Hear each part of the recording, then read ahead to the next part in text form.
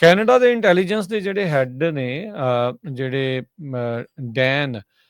ਉਹਨਾਂ ਨੇ ਜਨਤਕ ਤੌਰ ਦੇ ਉੱਤੇ ਭਾਰਤ ਦਾ ਜਿਹੜਾ ਉਹ ਨਾਮ ਲਿਆ ਆ ਡੈਨੀਅਲ ਰੋਜਰਸ ਨੇ ਵੀ ਇਹਨਾਂ ਮੁਲਕਾਂ ਤੋਂ ਜਿਹੜੀ ਕੈਨੇਡਾ ਆ ਉਸ ਨੂੰ ਇੰਟੈਲੀਜੈਂਸ ਜਿਹੜੇ ਸਿਕਿਉਰਿਟੀ ਦੇ ਜਿਹੜੇ ਆ ਨੈਸ਼ਨਲ ਸਿਕਿਉਰਿਟੀ ਦੇ ਜਿਹੜੇ ਚੈਲੰਜ ਆ ਰਾਸ਼ਟਰ ਰੱਖਿਆ ਨੂੰ ਜਿਹੜੇ ਉਹ ਖਤਰੇ ਇੱਕ ਹਿਸਾਬ ਦੇ ਨਾਲ ਹੈਗੇ ਆ। ਇੰਡੀਆ ਦੇ ਨਾਲ ਨਾਲ ਉਹਨਾਂ ਨੇ ਚਾਈਨਾ ਰਸ਼ੀਆ ਤੇ ਈਰਾਨ ਦਾ ਜਿਹੜਾ ਨਾਮ ਵੀ ਲਿਆ ਆ। ਕੱਲ ਵੀਰਵਾਰ ਨੂੰ ਇੱਕ ਜਿਹੜੀ ਪਹਿਲੀ ਪਬਲਿਕ ਸਪੀਚ ਜੋ ਉਹਨਾਂ ਨੂੰ ਕੈਨੇਡਾ ਦੇ ਵਿੱਚ ਖਤਰੇ ਨਜ਼ਰ ਆ ਰਹੇ ਆ ਉਸ ਬਾਰੇ ਗੱਲਬਾਤ ਕੀਤੀ ਜਿਹੜੀ ਉਹ ਜਾ ਰਹੀ ਸੀਗੀ। ਸੋ ਡੈਨ ਰੋਜਰਸ ਜਿਹੜੇ ਸੀਸਿਸ ਦੇ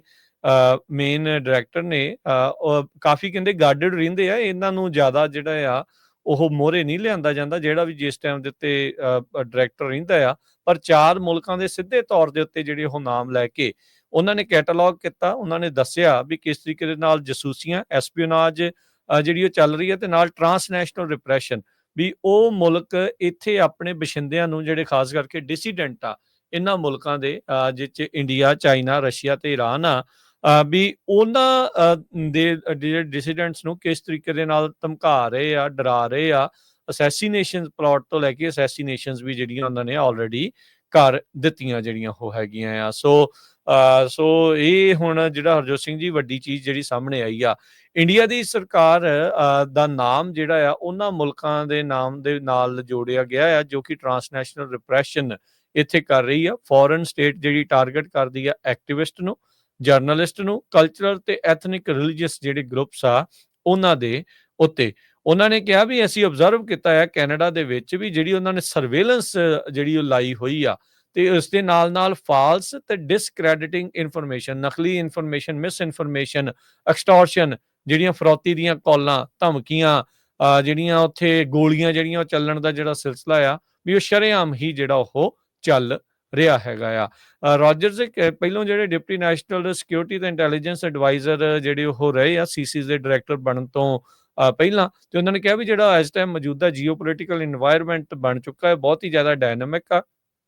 ਤੇ ਅਨਪ੍ਰੈਡਿਕਟੇਬਲ ਆ। ਕਿਹਾ ਨਹੀਂ ਜਾ ਸਕਦਾ ਵੀ ਆਉਣ ਵਾਲੇ ਸਮੇਂ 'ਚ ਇਸ ਵਿੱਚ ਕੀ ਜਿਹੜਾ ਹੋਊਗਾ। ਅੰਤਰਰਾਸ਼ਟਰੀ ਕਹਿੰਦੇ ਵੀ ਕੌਮਾਂਤਰੀ ਜਿਹੜੇ ਸੰਬੰਧ ਨੇ ਮੁਲਕਾਂ ਦੇ ਉਹ ਲਗਾਤਾਰ ਸ਼ਿਫਟ ਜਿਹੜੇ ਆ ਉਹ ਹੋ ਰਹੇ ਹੈਗੇ ਆ। ਸੋ ਪਰ ਇਹ ਆ ਵੀ ਭਾਰਤ ਦਾ ਨਾਮ ਸਿੱਧੇ ਤੌਰ ਦੇ ਉੱਤੇ ਇਹਨਾਂ ਨੇ ਇਸ ਦੇ ਵਿੱਚ ਜਿਹੜਾ ਉਹ ਲੈਣਾ ਵੀ ਇਹ ਇੱਕ ਬਹੁਤ ਖਤਰਨਾਕ ਚੀਜ਼ ਹੈਗੀ ਆ। ਉਹਨਾਂ ਨੇ ਕਿਹਾ ਵੀ ਜਿਹੜੇ 20 ਵਾਇਲੈਂਟ ਐਕਸਟ੍ਰੀਮਿਸਟ ਅਟੈਕ ਕੈਨੇਡਾ ਦੇ ਵਿੱਚ 2014 ਤੋਂ ਜਿਹੜੇ ਹੋਏ ਨੇ ਜਿਨ੍ਹਾਂ ਵਿੱਚ 29 ਮੌਤਾਂ ਹੋਈਆਂ ਆ, ਕਹਿੰਦੇ ਵੀ ਅਜੇ ਉਹਨਾਂ ਨੇ 2 ਦਰਜਨ ਯਾਨੀ ਕਿ 24 ਜਿਹੜੇ ਵਾਇਲੈਂਟ ਐਕਸ਼ਨ ਆ 2022 ਤੋਂ ਬਾਅਦ 'ਚ ਰੋਕੇ ਵੀ ਜਿਹੜੇ ਉਹ ਹੈਗੇ ਨੇ। ਸੋ ਤੁਸੀਂ ਇਹ ਹਿਸਾਬ ਲਾ ਲਓ ਵੀ ਕੈਨੇਡਾ ਦੇ ਵਿੱਚ ਕੀ ਸਾਰਾ ਕੁਝ ਸਾਹਮਣੇ ਆ ਰਿਹਾ ਆ। ਇਹਨਾਂ ਦੇ ਕਮੈਂਟ ਉਦੋਂ ਆਏ ਆ ਜਦੋਂ ਟਰਾਂਸਨੈਸ਼ਨਲ ਰਿਪਰੈਸ਼ਨ ਜਾਂ ਖਾਸ ਕਰਕੇ ਜਿਹੜੀ ਇੰਡੀਆ ਦੇ ਉੱਤੇ ਫੋਕਸਡ ਆ ਵੀ ਕੈਨੇਡਾ ਦੇ ਵਿੱਚ ਕੈਨੇਡਾ ਦੇ ਪ੍ਰਾਈਮ ਮਿਨਿਸਟਰ ਨੇ ਉੱਥੋਂ ਦੇ ਸਦਨ ਦੇ ਵਿੱਚ ਖੜ ਕੇ ਭਾਈ ਨਿੱਜਰ ਹੁਣਾਂ ਦੇ ਜਿਹੜੀ ਅਸੈਸੀਨੇਸ਼ਨ ਹੋਈ ਸੀ ਉਸ ਦੇ ਵਿੱਚ ਇੰਡੀਆ ਦੀ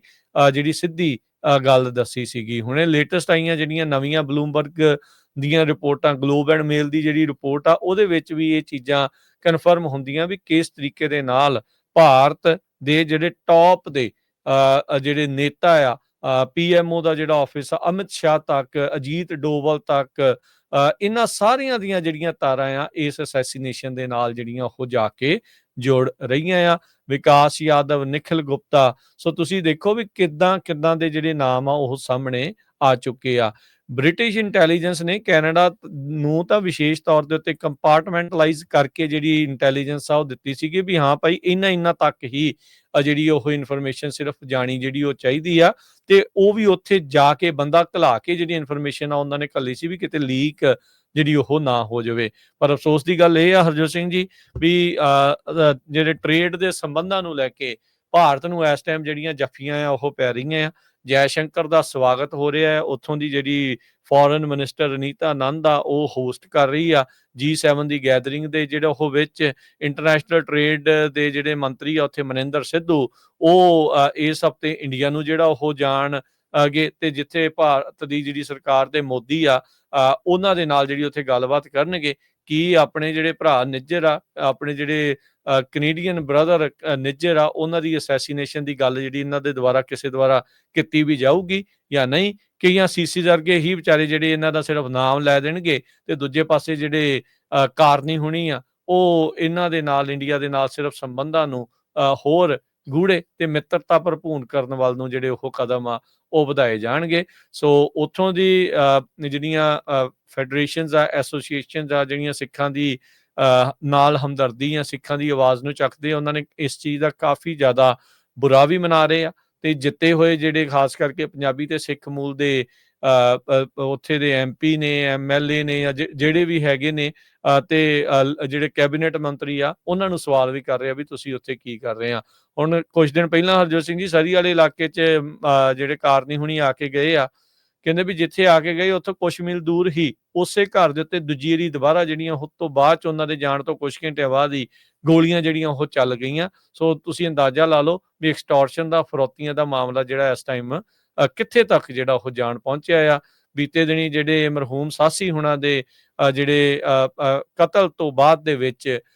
ਉੱਥੇ ਕਾਫੀ ਭਾਰੀ ਇਕੱਠ ਵੀ ਹੋਇਆ, ਲੋਕ ਸਵਾਲ ਵੀ ਕਰ ਰਹੇ ਆ, ਜਵਾਬ ਦੀ ਮੰਗ ਕਰ ਰਹੇ ਆ, ਪਰ ਅਜੇ ਤੱਕ ਕੋਈ ਸਪਸ਼ਟ ਤੇ ਠੋਸ ਜਿਹੜਾ ਉਸ ਦੇ ਉੱਤੇ ਕਾਰਵਾਈ ਆ ਉਹ ਨਜ਼ਰ ਨਹੀਂ ਆ ਰਹੀ ਹੈ ਜੀ। ਸੋ ਲੋਕ ਕਾਫੀ ਔਖੇ ਹੋ ਰਹੇ ਆ, ਜਿਹੜੇ ਇਲੈਕਟਡ ਆਫੀਸ਼ੀਅਲਸ ਆ ਉਹਨਾਂ ਦੇ ਵੀ, ਭਾਈ ਤੁਸੀਂ ਗੱਲਬਾਤ ਕਿਉਂ ਨਹੀਂ ਕਰਦੇ ਹੈਗੇ।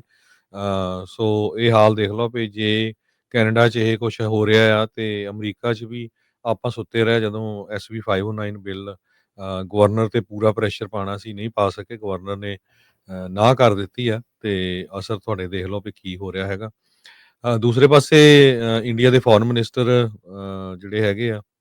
ਸੁਬਰਾਮਨੀਅਮ ਜੈ ਸ਼ੰਕਰ, ਉਹ ਨਿਆਗਰਾ ਦੇ ਵਿੱਚ ਕੈਨੇਡਾ ਦੇ ਵਿੱਚ ਮੀਟਿੰਗ ਦੇ ਉੱਤੇ ਆਏ ਹੋਏ ਸੀ ਤੇ ਸਿੱਖ ਕਾਫੀ ਵੱਡੀ ਗਿਣਤੀ 'ਚ ਉਹਨਾਂ ਨੇ 36 ਘੰਟੇ ਦੇ ਕਰੀਬ ਜਿਹੜਾ ਆ ਪ੍ਰੋਟੈਸਟ ਕੀਤਾ ਹੈਗਾ ਉੱਥੇ ਆਊਟਲੈਟ ਕਲੈਕਸ਼ਨ ਨਿਆਗਰਾ ਦੇ ਵਿੱਚ।